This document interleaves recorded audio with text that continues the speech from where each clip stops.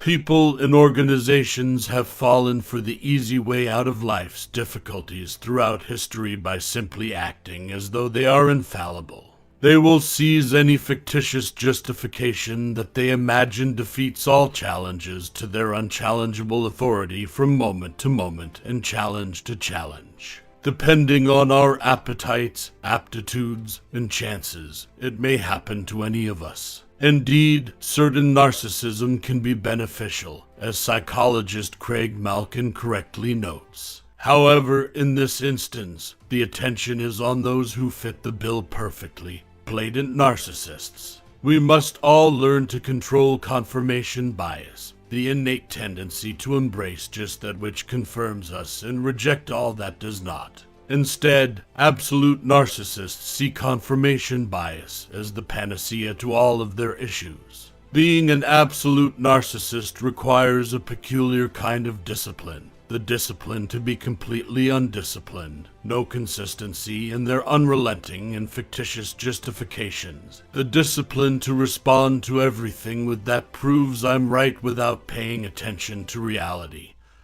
or the meaning of what they say, because all that matters is maintaining the appearance of winning, acting like a robot programmed to pretend to beat every challenge, an algorithm for assigning all victories to oneself and assigning all defeats to anyone who questions or poses a threat to their rule. One needs to know nothing more than how to act like an absolute know-it-all in order to be an absolute narcissist. It makes sense why it has always been an appealing choice. A constant "see, I win" must be the only message present for a total narcissist to keep on message. However, complete narcissists must claim to have a moral message in order to mask their egotism.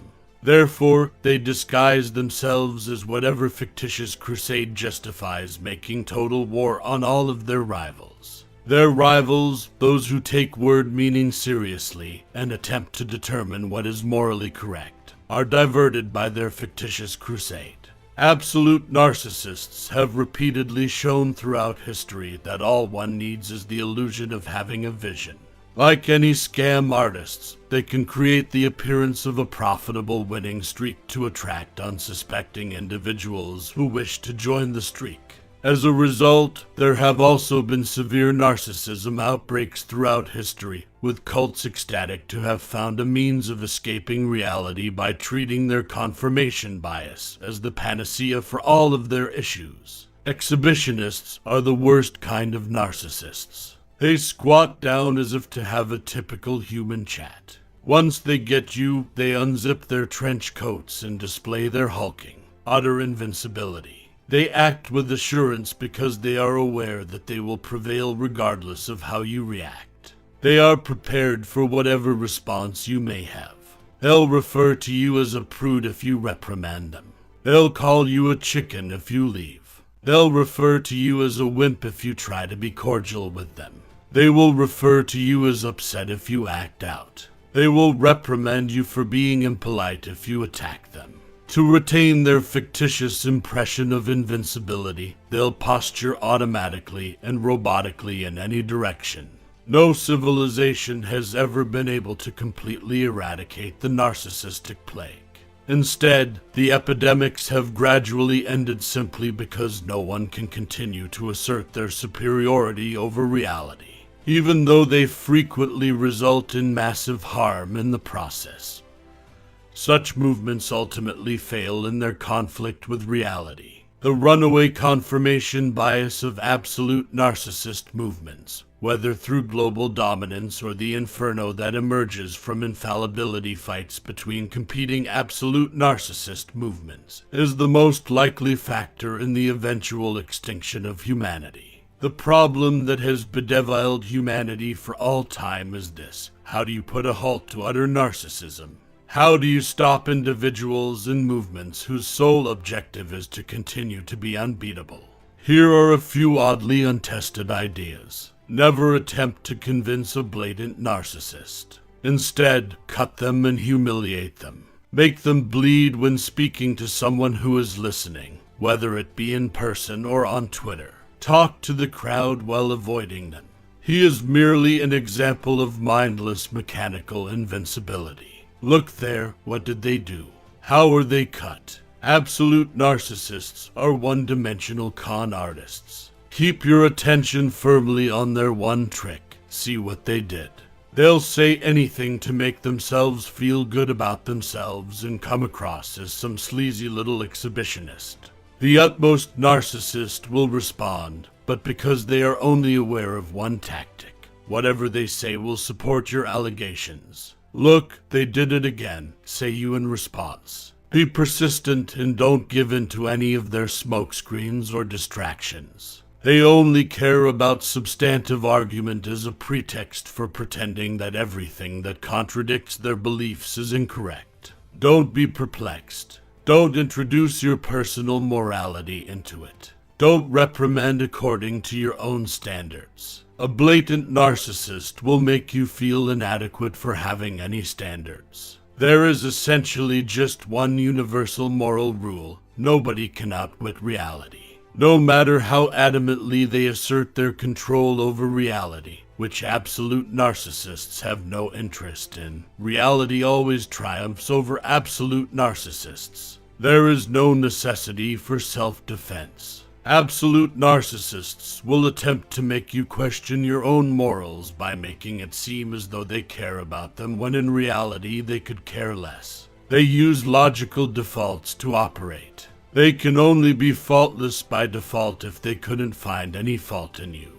They shout the siren of the morality police so loudly that they can't hear their own hypocrisy. Avoid becoming entangled. Shame them for claiming to be superhumanly infallible, and take pride in your own human fallibility. Remark to the audience, for instance, this fool doesn't even recognize that name-caller is a name. If they play prude and say, "Don't be a cruel name-caller." We all use slurs. All of us have our bad moments. I'm trying to be precise in my name-calling, and I'm harsh when I think it's warranted. This blatant narcissist doesn't mind being called names or being rude. When it supports their claim that they are always right and pure, they appear to care. Pitiful. Then flip it over to trap him. Describe them as things that you don't consider to be always bad. Declare that they are merely masturbating in public. Laugh at them for their prudence when they attempt to refute it by saying that masturbating is bad. Tease, mock, and embarrass them cruelly for not attempting to discern right from wrong and instead acting as though they already know. Keep your cool and even be friendly to the person hiding behind their utter narcissism and false infallibility. Keep it light, even funny. It's not personal at all. An utter narcissist might be anyone. They believe they are unique. Not at all. They are simply one more in a long line of individuals who find truth to be both too frightening and too simple to ignore. Do not let your own judgmental labels cause you to lose focus. Calling someone an utter narcissist does not automatically sentence them to a life sentence. A narcissist is a gloat-holic who is utterly dependent on the gloating way of life. You are stepping in because you believe they can overcome their addiction. They'll dispute it and chastise you for calling them insulting names. That's the same as an alcoholic becoming offended by the label of alcoholic. The paradox is that you have more optimism than the most narcissistic person. You think they could give up their robotic ego and rejoin humanity. You see it as a dangerous way of life they might abandon. They view it as an inseparable part of who they are. The only person who truly believes that their condition is permanent is the narcissist, not you. Show confidence, but not confidence derived from some tactical stance you must try to maintain throughout all of the absolute narcissist's maneuvers, but rather confidence derived from your instinctive opposition to all absolute narcissists, because they falsely claim to be God, the master of, and not subject to reality. You would attempt to cut them off if an extreme narcissist tried to entice you by caving into all of your concerns and allegiances. You are not opposing the narcissist's absolute beliefs. They only believe in their own ultimate infallibility. They don't believe in anything else. Instead, you are waging war against all forms of narcissism. In the same way that the narcissist would be if he hadn't fallen for the oldest, cheesiest trick in the book. You're an imperfect human striving to adapt to our quickly changing reality. Life has always been a game of trial and error and uncertain conjecture. Be pleased with your educated guesswork. Avoid letting the narcissist turn the discussion into a win-at-all-costs struggle for false infallibility in which, if you admit to being human, you are suddenly proven to be forever and ever wrong about everything, while they are rewarded, suddenly proven to be forever and ever right about everything.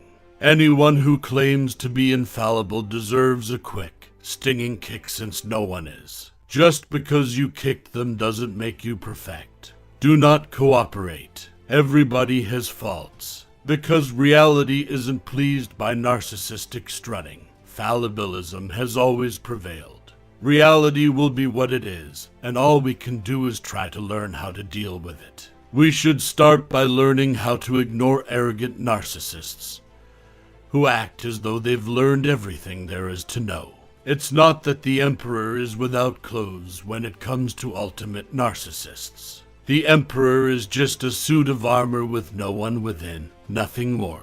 You may humiliate that vapid suit in front of people. You humiliate a narcissist back to their frail human senses in this way.